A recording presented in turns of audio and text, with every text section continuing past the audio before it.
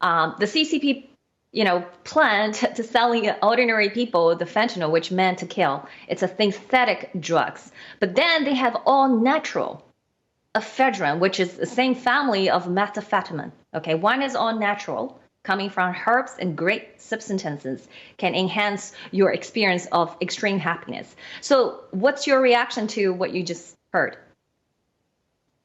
I think it sounds an awful lot like chemical warfare to me, and this is really it validates a lot of what we hear and what we see of Chinese produced fentanyl and designer amphetamines, phony synthetic marijuanas, Delta 8s, and things like that are coming from China, and they're coming straight into the U.S. In some cases, they're even being sold in stores over the counter. In other cases, they're being trafficked across the border. But either way, they're all coming from the same place, from the CCP. And it is very obviously an orchestrated effort to get Americans addicted to drugs. I mean, our own government did this to Black Americans in the 1980s. So it should really be no surprise that a foreign government is doing it to the entire country in the 2020s. But nevertheless, I mean, this is a serious issue. We are having a greater than death toll of the Vietnam War every single year because of fentanyl and heroin overdoses. And that's not even counting in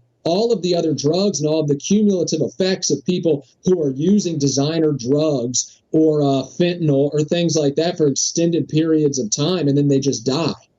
So this is a huge killer of Americans, and there's also a large, real, you call it a silent contingent of people who we would never suspect of being addicted to drugs, and they have been really latched onto by this Chinese Communist Party plot to ship drugs into the United States and get people addicted to them. It's affecting people from all walks of life, and it is 100% killing our people. And when you see Mr. Guo talk about them keeping this special ephedrine in China and only, the Chinese elites having it, you could really, it's sort of like the Chinese Communist Party strategy with TikTok, where in the United States, TikTok is promoting all of this, Marxist filth to kids. And then in China, if you get onto TikTok, it's showing you patriotic videos. So it's a much different scenario. You get one on the home front and one really in a country that you're trying